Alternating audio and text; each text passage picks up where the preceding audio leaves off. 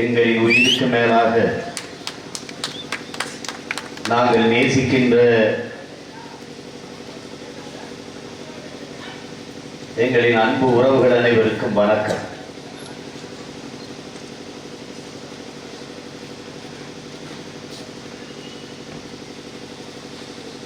உலகெங்கிலும் பல்வேறு நாடுகளில் அடிமையாக இருந்தவன் அரசியல் செய்து உரிமையை பெற்றார். ஆனால் அரை நூற்றாண்டுகளுக்கு மேலாக நாம் உரிமையை இழந்து அடிமையாக வாழ்வதற்கு அரசியல் செய்து கொண்டிருக்கிறோம். அரசியல் என்பது வெறும் வாழ்க ஒழிக கோஷம் அல்ல. தலைவர்கள் காடியில் விழுவது, கார் சக்கரத்தில் விழுவது, ஹெலிகாப்டர் நிழலில் விழுந்து கும்பிடுவது அல்ல. பால்குடம் தூக்குவதும் மண்சுவர் தின்பதும் அல்ல. அரசியல் என்பது ஒரு வாழ்வியல். அரசியல் என்கிற எண்ணம் இல்லாதவன் மனிதனாகவே இருக்க முடியாது என்று அண்ணல் காந்தியடிகள் சொல்லுகிறார். ஒவ்வொரு மனிதனின் ஒவ்வொரு சொல்லிலும் அரசியல் பிறக்கிறது என்கிறார் ரஷ்ய புரட்சியாளர் லெனின்.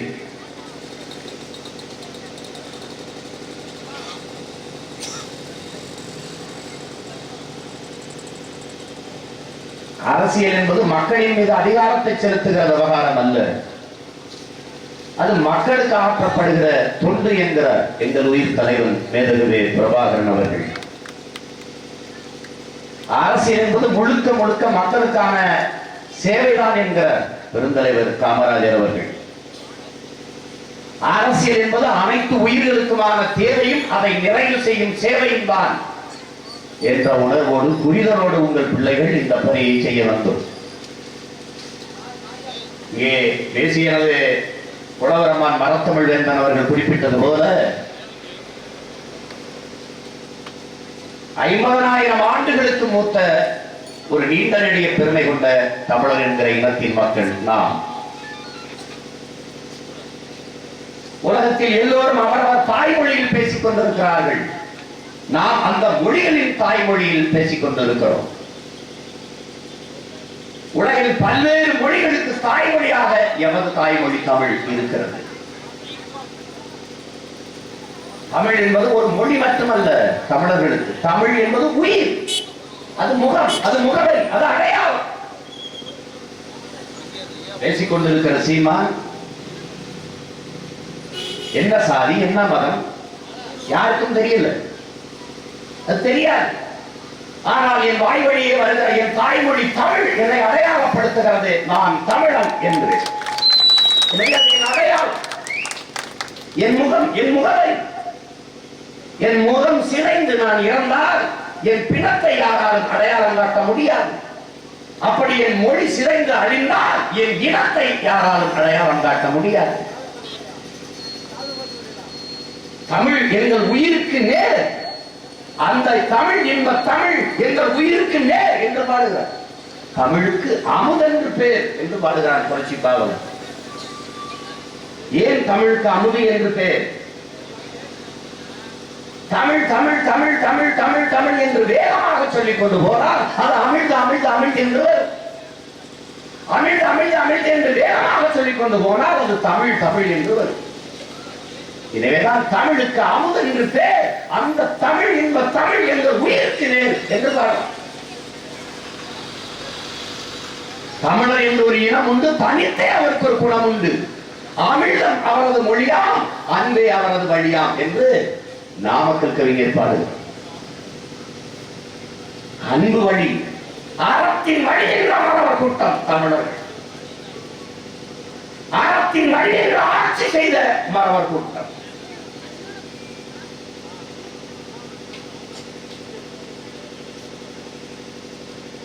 தமிழ் மறை இருந்த வள்ளுவர் பெருந்தகை நம்மீன மூதாதை பகுத்துண்டு பல்லுயிர் ஓம்புதல் நூலோர் தொகுத்தவற்றுள் எல்லாம் தலை என்று பாடுகிறார்.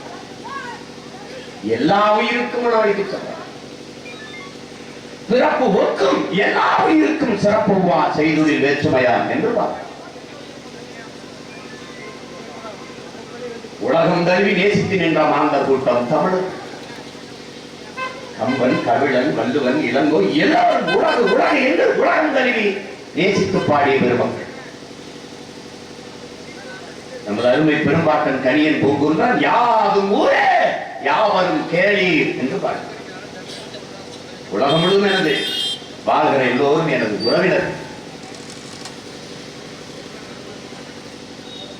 மிகுந்த பண்பாட்டிற்கு சொந்தக்காரர் ஒரு இனம், மிகவும் பெருமை கொண்டு வாழ்ந்த ஒரு இனம். எல்லோரும் கல்லு மாவிலே கோலம் போட்டுக் கொண்டிருந்த காலத்தில் அரிசி மாவிலே கோலம் போட்டால் ஈக்கும் எறும்புக்கும் இரையாக இருக்கட்டும் என்று எல்லோரும் வாசலில் நாயை கட்டினார், வருவோர் போவரை குலைத்து விரட்டட்டும் என்று.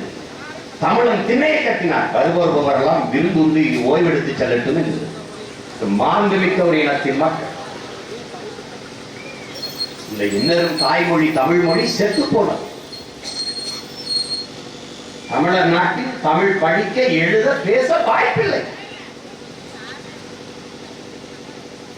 தாய்மொழி மறந்த இனம் உலக வரலாற்றில் வாழ்ந்ததாக செய்தி இல்லை. உலகத்தில் பல்வேறு இனங்கள் மொழியை சிதைந்து அழிய கொடுத்து விட்டு இறந்து போயிருக்கு. ஏறக்குறைய 90 விழுக்காடு என் இனம் சிதைந்து அழிந்து போனது. இமயவரை பரவி வாழ்ந்த தமிழன், இமயவரை புரட்சியாளர் அம்பேத்கர் சொல்லுகிறார், இந்தியாவை இந்துக்கள் நாடு என்று சொல்வதை நான் ஏற்க மாட்டேன். இந்த நிலப்பரப்பு முழுவதும் தமிழை தாய்மொழியாக கொண்ட நாகர்களை பரவி வாழ்ந்தார்கள். என்னுடைய மூதாதையர் மொழி கூட தமிழ்தான் என்று அந்த அம்பேத்கர் சொல்றார். மேற்கு வங்கத்தின் முதல்வராக இருந்த ஐயா ஜோதிபாஸ் அவர்கள் அம்பேத்கர் சொல்வதை நானும் ஏற்கிறேன் என்று சொல்றார்.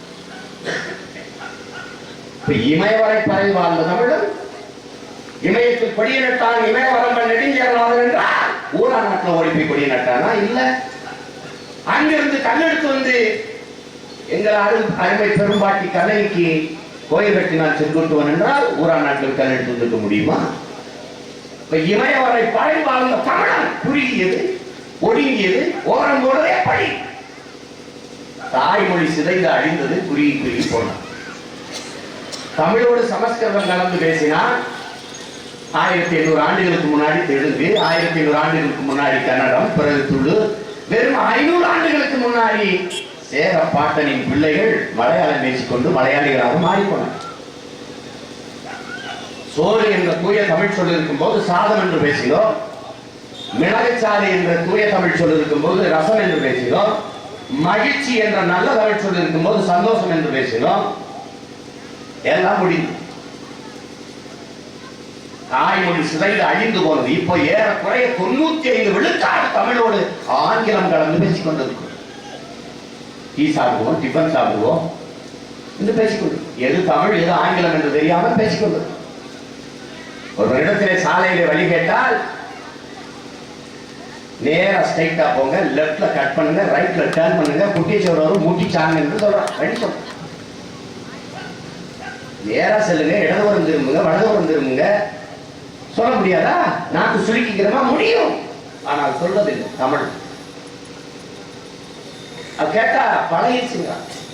நாட்டை கூட திருத்த முடியாத தமிழன் நாட்டை எப்படி திருத்துவான்? நாட்டை எப்படி மாற்றுவான்? எப்படி மாற்றுவான்? மாற்றம் என்பது என்ன? எனக்குள் எந்த மாற்றத்தையும் ஏற்படுத்த முடியாத நான் சமூக மாற்றத்தை ஏற்படுத்த முடியாது. தான் உலக உண்மை. இந்த உலகம் எப்படி இருக்க வேண்டும் என்று நான் விரும்புகிறோம், அந்த மாற்றம் முதலில் என்னிலிருந்து தான் தொடங்கும். அப்படிப்பட்ட தொடக்கம் தான் இந்த மண்ணிலே நாம் தமிழர் கட்சி எடுத்து வைக்கிற அரசியல் மாற்றம். சிதைந்து அழிந்து போன தாய்மொழி மீட்சிக்கு ஒரு அரசியல். ஒருத்தன் பேசுவாரா தமிழ் என்று பேச ஒரு தலைவர். எங்கும் தமிழ் எதிலும் தமிழ் என்று முழங்கி வந்தார்கள். எங்கும் ஊழல் எதிலும் லஞ்சம் என்று மாற்றி இந்த நாட்டை நிறுத்திவிட்டார். உண்மையும் நேர்மையாக இருந்த அரசு நிர்வாகம் ஊழல் லஞ்சமாக மாறி போனது. யார் பொறுப்பு? மக்களுக்கான சேவை அரசியல் என்ற நிலை மாறி சாதி, மதம், சாராயம், பணம் என்று மாறி நிற்கிறது. இது அரசியல். அரசியல் என்பது எல்லா உயிருக்குமானது. ஆட்டுக்கு அரசியல் இருக்கு, மாட்டுக்கு அரசியல் இருக்கு, கோழிக்கு அரசியல் இருக்கு, கொக்குக்கு அரசியல் இருக்கு. வரிப்புலி இனம் அழிகிறது, அதை பாதுகாக்க வேண்டும் என்று சேவ் டைகர்ஸ் என்று இந்தியா 10,000 கோடி கொட்டி விளம்பரம் செஞ்சு பாதுகாச்சு. அது புலிக்கு அரசியல். ஏழைதாமையார் யானைகளுக்கு முகம் போட்டாரு, கேட்டாங்களா? யானை கேட்டுச்சா எனக்கு ஓய்வு கொடுங்கன்னு? யானைக்கான அரசியல். கோமாரி நோய் வந்து மாடு ஆடு சாகுது, அதுக்கு மருத்துவ முகாமை போட்டு மாடுகளை காப்பாற்றுங்கள் என்று போராடினோம். மாட்டுக்கான அரசியல். காடுகளை வெட்டி அழிக்காதீர்கள்.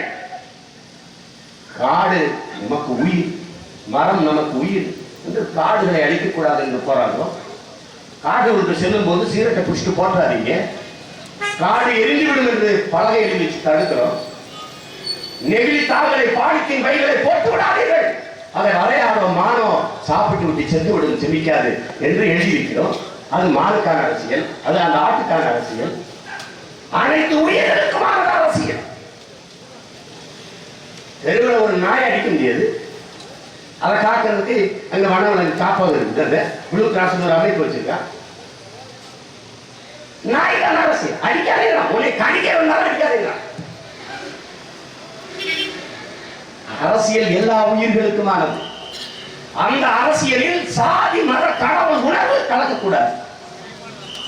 சாதிய உணர்வு, மத உணர்வு, கடவுள் உணர்வு என்றால் வெறும் மனிதனுக்கு மட்டுமே ஆனது, மனிதனுக்கு மட்டும்தான். கடைசியா உள்ள கர்மங்கள். அதெல்லாம் நமது புரட்சி பாவலன் பாவேந்தன் பாரதராசன் பாடுறான். கடவுள் வெறி, சமய வெறி, கண்ணல் நிகர் தமிழுக்கு நோய் நோய் நோயே, இடை வந்த சாதி எனும் இடர் ஒழிந்தால் ஆள்வது நம் தாய் தாய் தாயே என்று சொல்றான். அதன் சொல்றது தமிழ் தாயை சொல்றான். நீங்க தாய் வந்து ஜெயலலிதா அம்மையார் நினைச்சிட்டு விடு.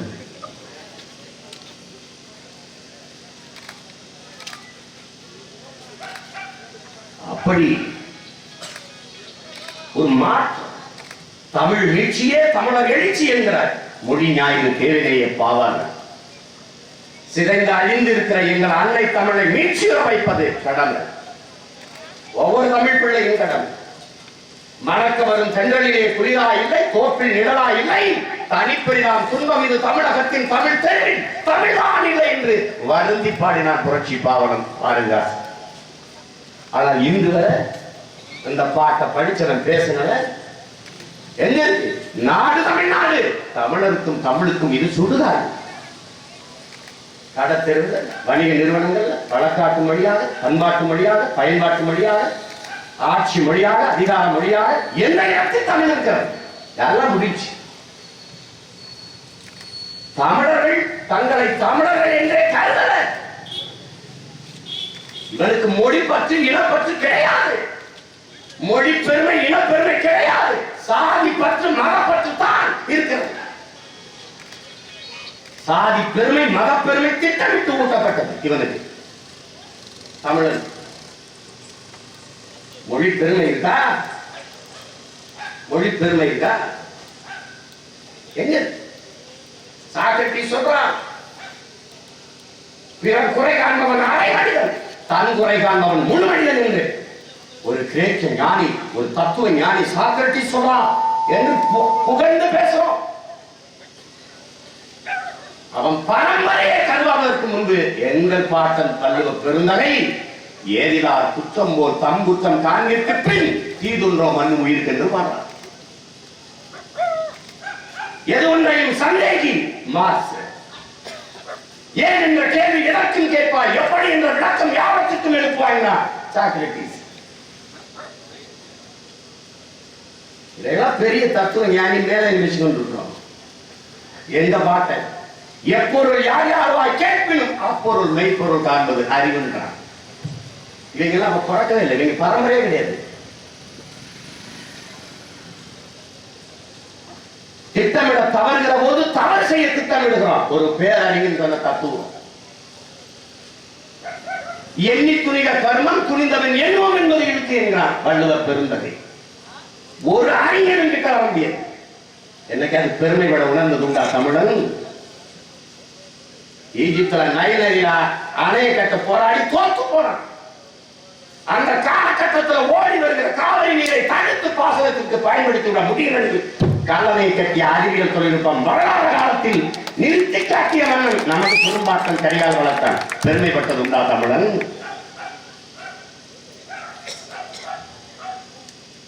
என்ன பெருமை? ஒண்ணு. நம்ம பாட்டன் ஜீரன் சின்னமலை நீங்க நினைக்கலாம், பிரபாகரனும் அவரும் புரட்சியாளர்கள். ஏன் நமது பாட்டன் பூலித்தேவன் மன்னன், நமது அப்பத்தா வேலுநாச்சியார் அரசி, நமது பாட்டன் மருதேவர் மன்னர்கள், தளபதிகளாக இருந்து பிறகு அதிகாரத்துக்கு வந்து மன்னர்கள். மன்னன் படைக்கு வா என்றால் மக்கள் அனுப்பணும், வருவான். மன்னன் உத்தரவு, அரசரான. ஆனால் தீரன் சின்னமலை ஒரு குடிமகன், விவசாய மகன். அவன் அரசன் அல்ல, அமைச்சன் அல்ல, சாதாரண மகன். அவன் பேசி மக்களை திரட்டி படையாக கட்டி போராடினான். அதுக்கு பேர் தான் புரட்சி. எந்த நம்பிக்கையில வெள்ளக்காரனோட சண்டைக்கு போனா சாவுன்னு தெரியும். அப்ப எந்த நம்பிக்கையில தீரன் சின்னமலை படையில வச்சிருந்துப்பா மக்கள். அவன் அசைக்க முடியாத மாபெரும் வீரனாக இருந்திருக்கணும். அவன் எடுத்து வைக்கிற கருத்துக்கள் அவ்வளவு தெளிவாக இருந்திருக்கணும். அவதான் மக்கள் அவன் நம்பி போயிருப்பான். ஒரு சாதாரணமானவன் படை கட்டி போராடினான், அதான் சரித்திரம், அதான் புரட்சி. அதை போலதான் பிரபாகரன். எவனும் வாடகைக்கு வாங்கல, எவனையும் கூப்பிடல. தண்ணீர மக்கள். அவன் மன்னனோ முதலமைச்சரோ ஒண்ணு கிடையாது, சாதாரண மகன். தன் மக்களையே திரட்டி படையாக கட்டி சிங்கள பேரினவாத ஆதிக்கத்திற்கு எதிராக புரட்சி செய்தால் அது புரட்சி. எந்த பெருமையை தமிழன் உணர்ந்தான்? ஒண்ணு. ஏதோ அப்பப்ப தேர்தல் வருது, காசு கொடுக்குறாங்க, எல்லாம் எனக்கு தர. நீங்க என்னதான் கத்து சீமான், கடைசி 2 நாள் போதும் எங்களுக்குங்கிறான். அவன் இன்னும் சில பேரு நீ என்னதான் கத்த, நெஞ்சு வெடிக்க வெடி கத்து, சரண காசு வாங்கிட்டு ஓட்டு போட்டுருக்கான்.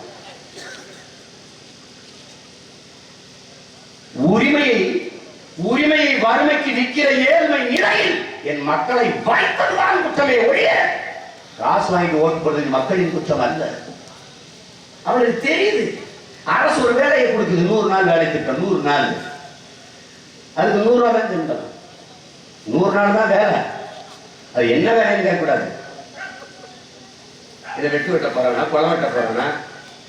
ஒரு நாடு உழைக்காம மனித ஆற்றலை, உழைப்பை உற்பத்தியில் ஈடுபடுத்தாம சோம்பி உட்கார்ந்து சம்பளம் கொடுக்குது. எப்படிப்பட்ட நாடு? விவசாயம் செத்து போச்சு. ஏன் வேலைக்கா இல்ல? எங்க அம்மாவே போய் வயல் கொடுக்க பல மிளகாப்பழம் எடுக்கிறாங்க, தக்காளி பழம் ஆள் இல்ல. ஏன்? நாட்டை விவசாயி மகன், நெசவாளி மகன், மீனவ மகன் எவனால ஆண்டான்னா இந்த நாட்டுல வறுமை ஏழ்மை என்ன மக்களின் பிரச்சனை தெரியுது. ஆவது யாரு? சம்மந்தமே இல்லாத விவசாயம் தான் இருக்கு. அது சிந்திக்கிறது. 100 ரூபாய் கூலி, 40 ரூபாய் கமிஷன், 60 ரூபாய் கைக்கு வரும். தேர்தல் வருது, 5 ஓட்டு வீட்டுல, ஓட்டுக்கு 1000, 5000 மொத்தமா வருது. பறிச்சு கிடந்த பராரி மக்கள் பல்லு வச்சு வாங்கிட்டாங்க. சும்மா கொடுத்துட்டு போறான்னா குழந்தை தரையில் சத்தியம் பண்ணி, பால் தரையில் அடி, குழந்தைகள் அடி, தாலியில் அடி, அயோக்கிய. மக்களுக்கு சேவை செய்து நன்மதிப்பை பெற்று வாக்கை பெறுவதுதான்டா அரசியல். அதான் தேவை. காசை கொடுத்து வாக்கை வாங்குவது, பதவியை வாங்குவது, அதுதான் இது கேடு கட்ட கொடுமையான ஈனத்தனமான பணநாயக அரசியல். இதை மாற்றும். வேற வழி இல்லை, வேற வழி இல்லை. என்ன செய்யறது? காசு ஊத்துறேன். அதுலயும் நம்ம சத்தியத்தை காப்பாத்துறாங்க. அந்த பரதேசி நாய், காசை கொடுக்குற பரதேசி நாயை கொடுத்த தேர்தல் நேரத்தை கொடுத்த வாக்குறுதியில ஒன்றை காப்பாற்றி இருந்தாலும் நம்ம கையேந்த வேண்டிய நிலைமை வந்திருக்காரு. எத்தனை சொல்றான், ஒண்ணு கூட செய்யறதில்ல. இந்த காசை வாங்குறவன் யாரு? காலையில 5 மணிலிருந்து சாயந்தரம் 6 மணி வரைக்கும் வேலை செய்யறவன், உழைக்கிறவன். கரும்புட்ட போவான், வாழைப்பழத்து வேலை செய்வான், வாய்க்கால் வெட்டுவான், வர வெட்டுவான், ஆடு மேய்ப்பான், மாடு மேய்ப்பான், தச்சு வேலை வைப்பான், கொத்தனார் வைப்பான், எல்லா வேலையும் நாளோறும் உழைக்கிறவன். இவன் கையேந்தி நிற்கிறான். காசு கொடுக்கிறவன் யாரு? ஒரு வேலைக்கு போகாத உழைக்கிற இவன்கிட்ட இல்லாத பணம் ஒரு வேலைக்கு அவன்கிட்ட எப்படி போச்சு? இதுக்கு பேர் தான் சுரண்டல், இதுக்கு பேர் தான் பதுக்கல் ஒதுக்கல்.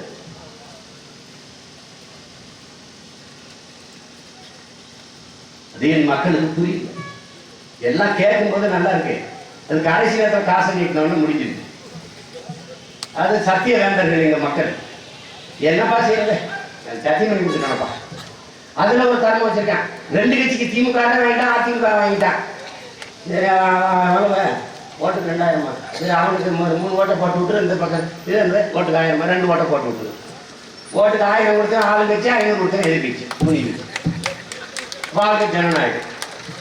நாங்க பாவப்பட்ட பயமக்க நெஞ்சொடி கத்திட்டு அம்மா ஐயா ஏதாவது ஓட்டு போடுங்க ஐயா.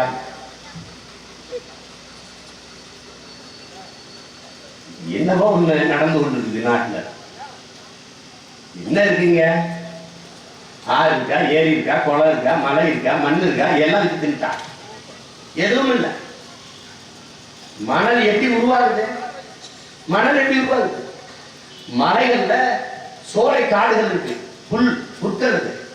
அந்த சோலை காடுகள்ல இருந்துதான் அந்த சோலை காடுகள்ல இருக்கிற புற்கள் தனக்கு மழை நீரை அப்படி உணவா சேமிச்சு வச்சுக்கிறது. வேர்ல அப்படி வேர்ல சேமிச்சு வச்சு ஒவ்வொரு துளியா உருட்டி விடுது. அப்ப பல கோடிக்கணக்கான பல லட்சக்கணக்கான புற்கள்ல இருந்து அந்த நீர் ஓடி வரும்போது அப்படி துளி துளியா இருந்து பேரருவியா உருவாகி கொட்டு.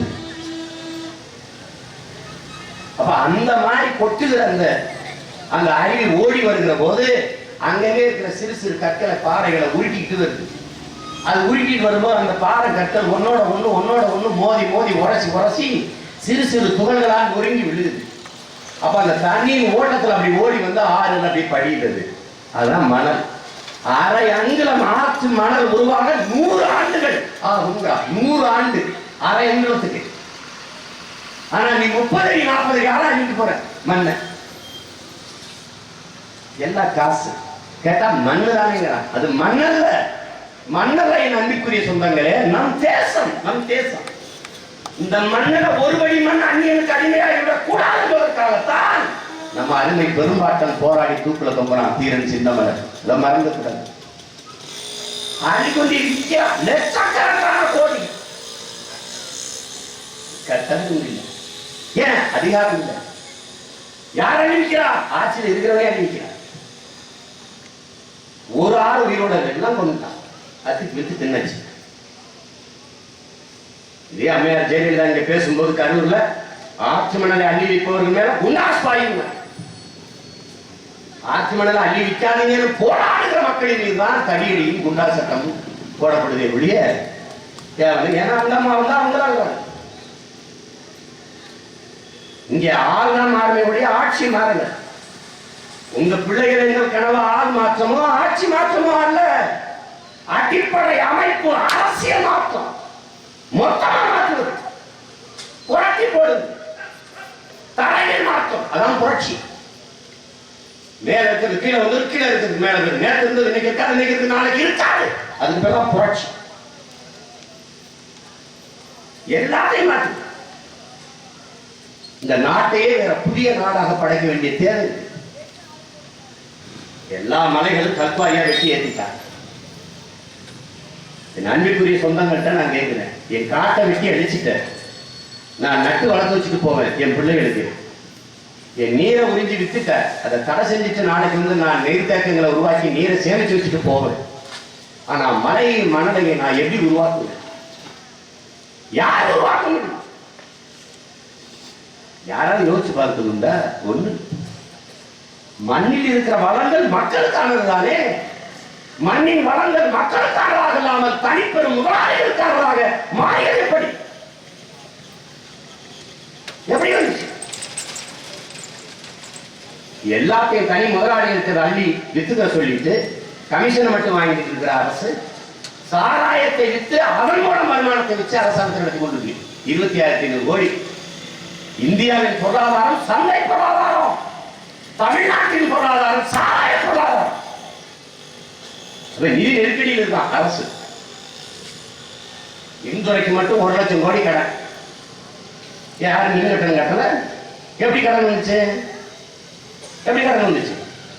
போக்குவரத்து துறையில் 44,000 கோடி இழப்பு. அது 400 கோடியா இருக்கும்போது ஏன் ஈடுகட்டல? அது 4000 கோடி இருக்கும்போது ஏன் சரி பண்ணல? அது 16,000 கோடி இருக்கும்போது ஏன் சரி பண்ணல? இந்த 44,000 கோடி வர வரைக்கும் என்ன பண்ணிட்டு இருந்த நீ? எந்த அரசு பேருந்து காலியா ஓடுது? தனியார் முதலாளி எல்லாரும் புதிய பேருந்து தரத்துக்கு மனு போட்டு காத்துக்கிறான். தனியார் நடத்துற எல்லா பேருந்து லாபகரமா ஓடுது. அப்ப அரசு பேருந்து எல்லாம் நெருங்கி வருகிற போது நட்டமே வந்துச்சு. இந்த 44,000 கோடி இழப்படி ஒரு வெள்ளை அறிக்கை இப்படி இந்த காரணங்களால என்ன வண்டி ஒழுங்கா இருக்கு. வண்டி ஓட்டிட்டே இருக்கும்போது ஓட்டையில் இருந்து குழந்தைகளை வந்து பின்சக்கரையை செத்து போகுது. எப்படா போகுது? அள்ளி தின்னுட்டா. ஊழல், லஞ்சம், காசு இல்ல, காசு இல்ல. நாட்டுக்கு பற்றாக்குறை இருக்கு, மக்களுக்கு திண்டாட்டம் இருக்கு, தலைவர்களுக்கு என்ன திண்டாட்டம்? லட்சக்கணக்கான கோடி எண்ணி முடிக்கிறது தான் 80 ரூபாய், அவ்வளவுதான் சுத்திட்டான். எல்லா ஊழல், லஞ்சம், பதுக்கல், ஒதுக்கல், அதை பாதுகாக்க கடைசி வரைக்கும் பதவிக்கு பணத்தை கொடுத்து ஓட்டை வாங்கிட்டு அதிகாரத்துக்கு வரவர், பதவிக்கு வரவர் மக்களுக்கு சேவை செஞ்சுவாரோ? ஏன் இந்த ரோட்டை ஒழுங்கா போடுறதுக்கு நீ நோட்டை வாங்காம ஓட்டு போட்டாங்க எடுத்து போயிடுவான். அதான் உரிமையை விற்கிறது. அந்த இருக்கிற கடைசி உரிமையை விற்கிறது. அது தன்மானத்தை வியாபாரம் செய்யுது. அதனாலதான் பணத்தை கொடுத்து ஓட்டை கேட்கிறவன் பாவி, அதை வாங்கி கொண்டு ஓட்டு போடுகிறவன் தேச துரோகி என்று தெய்வ திருமகன் ஐயா பசும்பொன் முத்துராமலிங்க அவர்கள் சொல்றாங்க. அதை புரிந்து கொண்டு என் அன்பிற்குரிய மக்கள் இந்த தேர்தலை அணுகணும். ஒரு மாற்றம். பசி, பஞ்சம், ஊழல், லஞ்சம், கொலை, கொள்ள, கற்பழிப்பு, இந்த கொடுமைகள் இல்லாத ஒரு தூய தமிழகம், ஒரு தேசம். இவங்களால செய்ய முடியாது, சத்தியமா முடியாது. இதுவரை செய்யாதத ஓட நடக்க உட்கார எந்திரிக்க முடியாத செய்யல. இப்ப 2 பேராலையும் நடக்க முடியல, எந்திரிக்க முடியல. என்ன நடக்குது எவருக்கும் தெரியும்.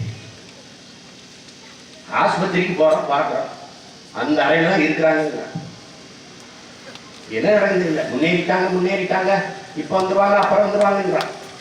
இந்த பிரதாப் ரெட்டி அந்த அப்போலோ உரிமையாளர் அந்த முதன்மை மருத்துவர் வந்து நல்ல முன்னேற்றம் அடைந்துவிட்டார்கள், வீரர்கள் வந்து விடுவார்கள். ஏன் சொல்றான்? இந்த 3 தொகுதியில் நடக்கிற இடைத்தேர்தல் அதுல வருவாங்க இருக்கு, சரியாயிட்டாங்க இருக்கு, நம்பிக்கை தான் ஓட்டு போடுவாங்க, தோத்து போயிடுவான். அதுக்காக எல்லாம் முடிஞ்சு வச்சு. உணவு பாதுகாப்பு மசோதா ஜெயலலிதா எதிர்த்தாங்க. ஜிஎஸ்டி வரி ஜெயலலிதா எதிர்த்தாங்க. சரக்கு சேவை வரி இதை எதிர்த்தாங்க. நீட்டு நுழைவு தேர்வை எதிர்த்தாங்க. திடீர்னு பார்த்தா மொத்தமா ஒரே நாள் வந்து 3 எல்லாம் கையில் வாங்கிட்டு போயிட்டேன். ஐயா ஓபிஎஸ் ஒரு பண்ண போட்டார். இல்லைன்னா அங்கே ஒரு ரைடை போட்டுருவான். நத்த விஸ்வநாத வீட்டில் போட்ட மாதிரி அங்கே ஒரு ரைடை போட்டுருவான். ஏதோ அறிவார்ந்த மக்கள், படித்தவர்கள், இந்த மண்ணை மக்களை நேசிக்கிற இளைஞர்கள் இருக்கிறீங்க. இது ஏன் செடி, இது ஏன் மரம், இது ஏன் வீடு, இது ஏன் நாடு, ஏன் குளம், ஏன் ஏரி, அப்படி நேசிக்கிற பிள்ளைகளை யாராவது இருந்தால் எங்களுக்கு ஓட்டு போடுங்க. இந்த நாடு நாசமா போகணும்னா இதை பற்றி அவ்வளோ போகும். நினைக்கிறான் என்ன காக்கைக்கு போயிட்டு இருக்கிறான், ஜிம்மா கொக்குக்கு போயிட்டு இருக்கிறான், குருவிக்கு போயிட்டு இருக்கிறான், வேப்ப மரங்கிறான், அது மரங்கிறான். அது என்ன தெரியுது? 24 மணி நேரமும் ஆக்சிஜனை வெளியிடுற மரம் ஆலமரமா அரசு மரம் தாங்கிறான். 24 மணி நேரம் நல்ல சுவாச காற்றை தரக்கூடிய செடி துளசிங்கிறான். இது துளசி எதுக்கு வீட்டில் வச்சா அந்த சுத்தி ஒரு நேரத்தாலும் சனி முடிச்ச மக்கள் நல்ல காற்று சுவாசிக்கிட்டு தான். கோயிலை வெட்டி ஒரு குளத்தை வெட்டி எதுக்கு ஆலமரம் அரசு மரத்தை வச்சான்? அங்கே போய் சத்த இருக்கிற போது 24 மணி நேரம் நல்ல காற்றை விடுது, அது சுவாசிக்கிட்டு மக்கள் தான்.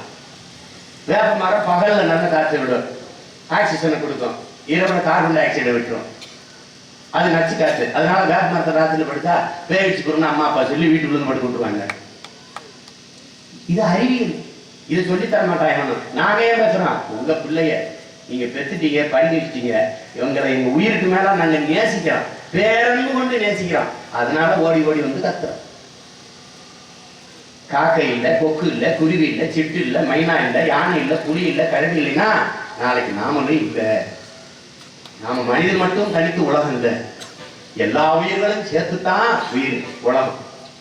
காடுகள்ல பாக்குறோம், மலை காடுகள்ல எவ்வளவு மரம் யாரு போய் நட்டது? நம்ம தாத்தாவா, நம்ம பாட்டனா, நம்ம அப்பத்தாவா?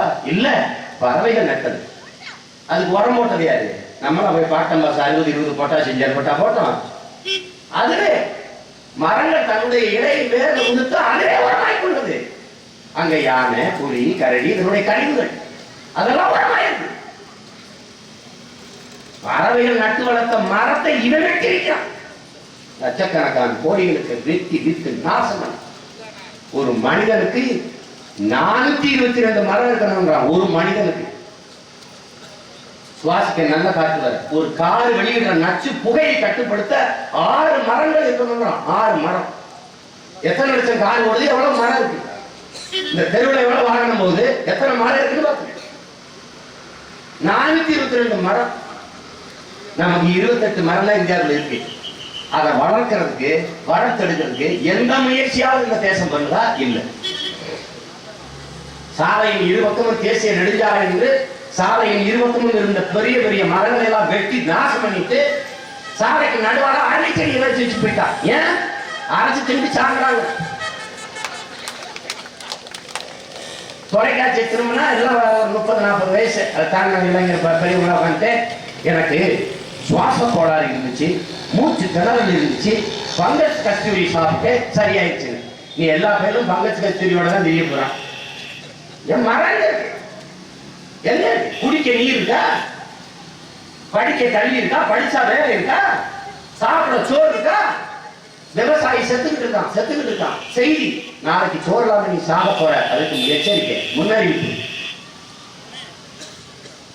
இதை புரிந்து கொண்ட என் அன்பிற்குரிய மக்கள், என் அருமை சொந்தங்கள், இந்த தேர்தலை பார்க்கணும். ஜெயலலிதா விட்டா கருணாநிதி விட்டா சரிதான், இந்த கட்சியை விட்டா வேறு 2 பேரும் விட்டுங்க. உங்க பிள்ளைகள் நாங்க இருக்கோம். தூய உள்ளத்தோடு தன்னலமற்ற இந்த மண்ணுக்கு மக்களுக்குமாக உழைக்க நிற்கிறோம். அதை புரிந்து கொண்டு என் அன்பிற்குரிய மக்கள், எளிய மக்களின் பிள்ளைகள், உங்களுக்கு எங்களுக்கு நீங்க உங்கள் வாக்கை மதிப்புமிக்க வாக்கை தரணும். இன்னைக்கு பாருங்க, ஐயா மோடி திடீர்னு ஒரு 1000 ரூபாய் நோட்டை மாத்திட்டு நாட்டையே மாத்திட்டு போயிட்டார். ஜப்பான் கிளம்பிட்டு கூட லஞ்சம் ஒழிஞ்சிருமா. இனி எவனும் லஞ்சம் வாங்க மாட்டான். 1000 ரூபாய் 500 ரூபாய் வாங்கிட்டு 2000 ரூபாய் வாங்குவான். எவனும் நீ கருப்பணத்தை பதுக்க மாட்டானா? பாவப்பட்ட மக்கள் 1000-700 வச்சிருந்தது அரிசி வரிப்பாங்க முடியாம அல்லாடி பல கோடிக்கணக்கான மக்கள் பண்ணிச்சு நிற்கிறாங்க. ஒரே ஒரு ரூபாயை மாற்றிட்டு இந்த ஊழல் லஞ்சத்தை ஒழிச்சிட்டேன்னா எப்படி ஒழியும்? எப்படி ஒழியும்? கால கொடுமை. இதுக்கு எல்லாரும் பாராட்டு, கருத்து, ஆஹா அருமை அருமை. அவ்வளவு அயோக்கிய பேரும் கருப்பணம் வச்சுக்கேன். இந்த பாராட்டு கூட அது வெளியில காட்டிக்கணும்ல. நான் புரியுதுங்க.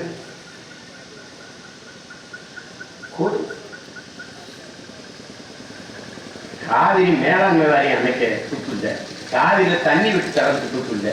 இந்த காங்கிரஸ், இந்த பாரதிய ஜனதா இன்னும் இந்த தமிழ் மக்கள்கிட்ட வந்து ஓட்டுகிட்டார். இன்னும் இருக்கு. கர்நாடகாவா தமிழ்நாடா என்ற போது பாரதிய ஜனதா கர்நாடகாவின் பக்கம் நின்றுட்டது. காரணம் என்ன? அங்க ஆளுகிற உயரத்தில் இருக்கு அந்த கட்சி.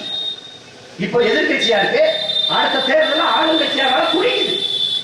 2019 நடக்கிற பாராளுமன்ற தேர்தலில் அதிக இடங்களை கர்நாடகாவில் கைப்பற்ற முடியும் நம்புது. தமிழ்நாட்டில் இல்ல, ஒரே ஒரு இடம். அதே நான் ராதாகிருஷ்ணன் அவர்கள் அவர் தனிப்பட்ட செல்வாக்கில் வென்றது. இனி இந்த முறை அடுத்த முறை வந்தாலும் அதுவும் கிடைக்குமாங்கிறது தெரியும். ஏமாற்று. காவிரி மேலாண்மை வரை அமைக்க முடியாது. காரணம் மேலாண்மை வரை அமைச்சா கர்நாடகாவில் தோற்றும் பாரதிய ஜனதா. காங்கிரஸ் கருத்து சொல்லவே இல்லை. சீதாராமையா காங்கிரஸ் கட்சியின் முதல்வர் தனிதர மறுக்கிற அந்த கட்சியினுடைய அகில இந்திய தலைமை அம்மையார் சோனியா காந்தி, துணைத் தலைவர் ஐயா ராகுல் காந்தி ஒரு வார்த்தை பற்றி கருத்து. அப்படின்னா தமிழன் வாழ்க்கை முக்கியம் இல்லை, அவன் உயிர் முக்கியம் இல்லை, தமிழன் ஓட்டு முக்கியம், அவன் வாக்கு முக்கியம், அவன் வாக்கு முக்கியம் இல்லை. அன்பிற்குரியவர்கள், அறிவார்ந்த எனது இன சொந்தங்கள், இதை புரிந்து கொண்டு இந்த தேர்தலில் உங்கள் பிள்ளைகள் எங்களுக்கு வாக்கு தந்து எங்களை வலிமைமிக்க அரசியல் சக்தியாக மாற்றணும்னு நான் அன்போடு வேண்டி கேட்டுக்கொள்கிறேன். படித்த இளைஞர்கள், இந்த மண்ணை மக்களை உயிருக்கு மேலாக நேசிக்கிற இளைய தலைமுறை பிள்ளைகள், என் அருமை தம்பி தம்பிகள், நீங்கள் வாக்கு செலுத்தணும். பணத்தை வாங்கி கொண்டு வாக்கு செலுத்துவது ஒரு அவமானம். சில ரொட்டி துண்டுகளுக்காக நம்ம உரிமையை விற்பது என்பது அவமானகரமானது என்று அண்ணல் அம்பேத்கர் சொல்கிறார். அதை மனதில் நிறுத்திக் கொண்டு நம்பிக்குரிய மக்கள், இந்த மண்ணிலே போட்டியிடுகிற ஒரு இயற்கை வேளாண்மையை நேசிக்கிற, இந்த மண்ணை மக்களை தூய உள்ளத்தோடு நேசிக்கிற ஒரு இளைஞன் என் அன்பு தம்பி அரவிந்த் குருசாமி அவர்களுக்கு இரட்டை மெழுகுவர்த்தி சின்னத்தில் வாக்கு தந்து நீங்கள் வெற்றி பெற செய்யுங்கள். இந்த வெற்றி என்பது என் தம்பி அரவிந்த் குருசாமியின் தனிப்பட்ட மனிதனின் வெற்றி அல்ல, தமிழ் தேசிய இனத்தின் வெற்றி. உலகெங்கும் பரவி வாழக்கூடிய 13 கோடி தமிழ் மக்களுக்கு கிடைக்கிற வெற்றியாக நீங்கள் அதை கருத வேண்டும். எவ்வளவு பெரிய ஒரு வண்டி நிறைய குப்பை இருந்தாலும் அதை கொளுத்துவதற்கே அவன் வண்டி நிறைய நெருப்பை எடுத்துக்கொண்டு போவதில்லை. ஒரு வண்டி நிறைய குப்பை இருந்தாலும் அதை கொளுத்துவதற்கு ஒரு தீப்பெட்டி, ஒரு தீக்குச்சி தான். அப்படி இந்த தீக்குச்சியை நீங்கள் பொருத்தி போடுங்கள், அரை நூற்றாண்டு கால இந்த அழுக்கை ஒழித்து எடுத்துவிடும் என்பதை என் அன்பிற்குரிய மக்களுக்கு சொல்கிறேன். இருண்டு கிடக்கிற தமிழ் சமூகத்திற்கு விளக்கேற்றுவதற்கு இருவரும் தேசங்கள், அழித்து ஒழிக்கப்பட்ட அன்னை தமிழினம், தமிழினம் தாழ்ந்து விழுந்து கிடக்கிற தமிழ்நாடு, இதற்கு ஒளியேற்றுவதற்கு வெளிச்சத்தை தருவதற்கு 2 மெழுகுவர்த்திகளை உங்கள் பிள்ளைகள் ஏந்தி வருகிறோம். வீடுகளில் எத்தனை விளக்கு இருந்தாலும் தன்னை வருத்தி கொண்டு ஒளியை தருகிற ஒரே விளக்கு மெழுகுவர்த்தி தான். தன்னை அழித்துக் கொண்டு வருத்தி கொண்டு உலகத்திற்கு வெளிச்சத்தை தருகிற இருளகற்றுகிற விளக்கு மெழுகுவர்த்தி தான். எங்களை வருத்தி கொண்டு என் மண்ணின் மக்களின் விடுதலைக்கு, உயர்விற்கு, மேம்பாட்டிற்கு அயராது உழைப்போம் என்பதை உணர்த்துவதற்கு 2 மெழுகுவர்த்தியை சின்னங்களாக எடுத்து வருகிறோம். சின்னங்களை பார்த்து வாக்கு செலுத்தக்கூடாது, நாங்கள் கொண்டிருக்கிற எண்ணங்களை பார்த்து நன்றிக்குரிய மக்கள் வாக்கு செலுத்த வேண்டும். பணமா இனமா என்று கவனத்தில் கொண்டு, இனமா இனத்தின் மானமா என்பதை கவனத்தில் வைத்துக் கொண்டு, நாம் பிறந்திருக்கிற பெருமைமிக்க தமிழர் என்கிற இனத்திற்காகவும் மானத்திற்காகவும் மதிப்புமிக்க உங்கள் வாக்கை எளிய மக்களின் பிள்ளைகள், உங்களின் பிள்ளைகள் எங்களுக்கு வாக்கு தந்து என் தம்பி அரவிந்த் குருசாமியை வெற்றி பெற செய்யுங்கள் என்று அன்போடு வேண்டுகிறேன். நன்றி, வணக்கம். நாம் தமிழர், நாமே